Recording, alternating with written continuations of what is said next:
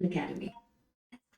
नमस्कार दोस्तों, आप लोगों ने खबर जरूर सुनी होगी कि भारत के 8 रिटायर्ड नेवी ऑफिसर्स को कतर के अंदर डेथ सेंटेंस दे दिया गया था, जिसके बाद भारत सरकार ने अपनी एड़ी चोटी का दम लगाया और रिसेंटली न केवल उनकी सजा माफ हुई है बल्कि उन्हें रिहा कर दिया गया है।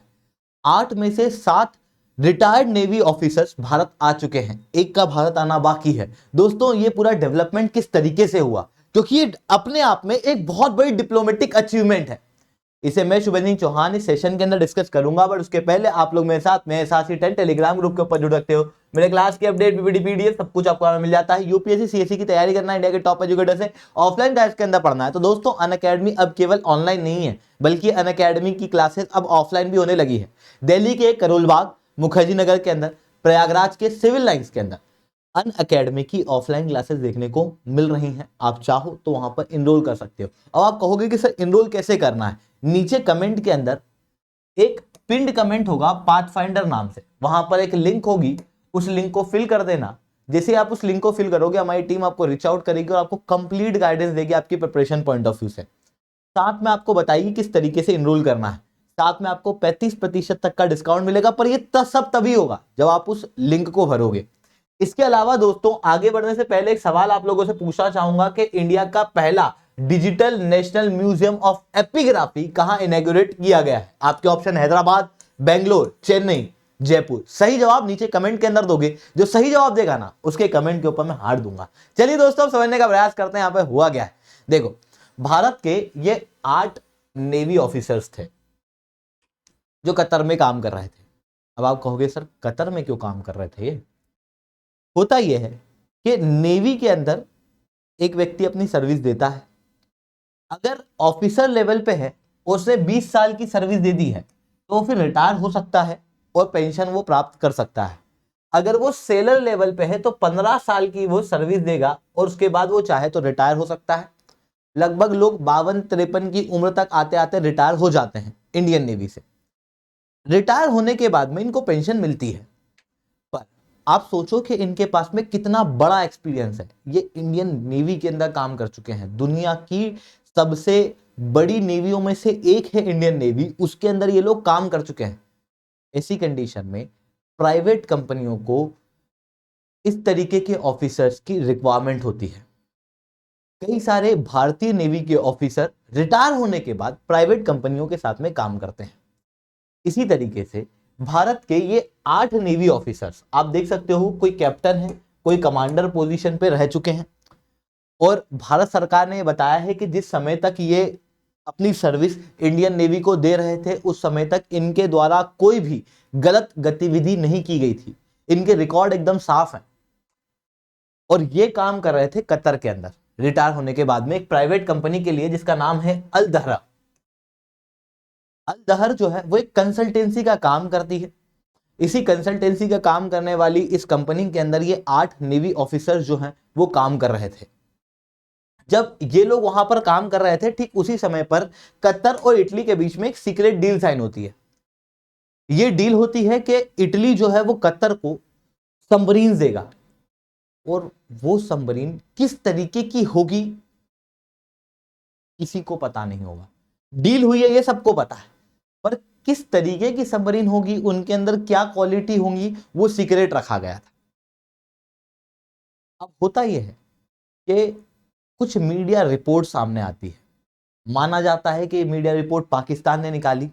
बाद में कतर की खुद की ऑर्गेनाइजेशंस, न्यूज ऑर्गेनाइजेशन भी इस न्यूज को काफी चलाती है, जहां पर इंडियन नेवी के ये 8 रिटायर्ड ऑफिसर्स के ऊपर आरोप लगता है।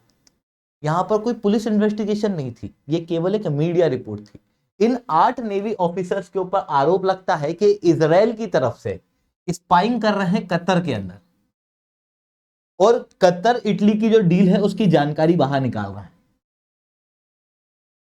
जिसके बाद एक और मीडिया रिपोर्ट आती है कि इसी आधार पर इन लोगों को अरेस्ट कर लिया गया है।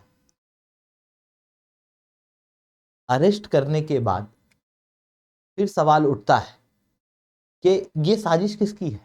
तो फिर आरोप लगने लगता है कि तो पाकिस्तान ने किया, ये पाकिस्तान ने किया, और इस तरीके से पूरी कहानी जो है वो यहां पर चलती हुई दिखाई देती है। अब कतर की स्पाइंग करने की बात छोटी मोटी नहीं थी, क्योंकि यहां पर जो रिपोर्ट आ रही थी ये थी कि इजराइल की तरफ से कतर के लिए स्पाई कर रहे हैं 8 नेवी ऑफिसर्स।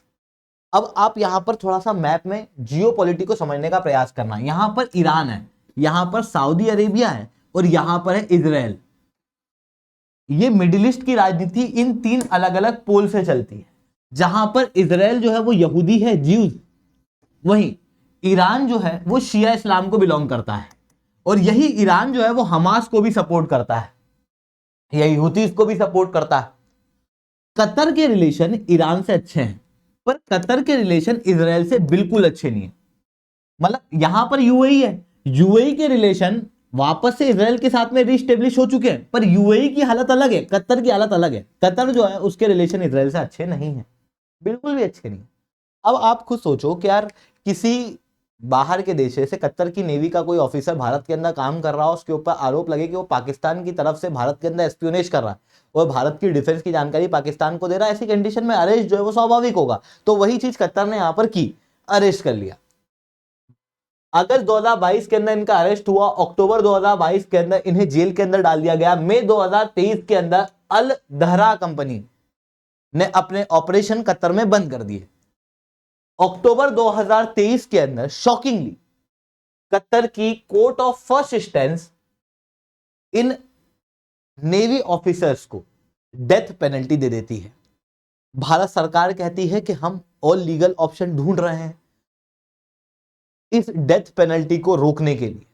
उसके बाद भारत सरकार द्वारा 23 नवंबर 2023 को अपील दायर की जाती है इस कोर्ट के ऊपर वाली कोर्ट पे, अपीलेट कोर्ट के अंदर कतर में, और दिसंबर 2023 के अंदर डेथ सेंटेंस को कम्यूट कर दिया जाता है इसी अपीलेट कोर्ट द्वारा।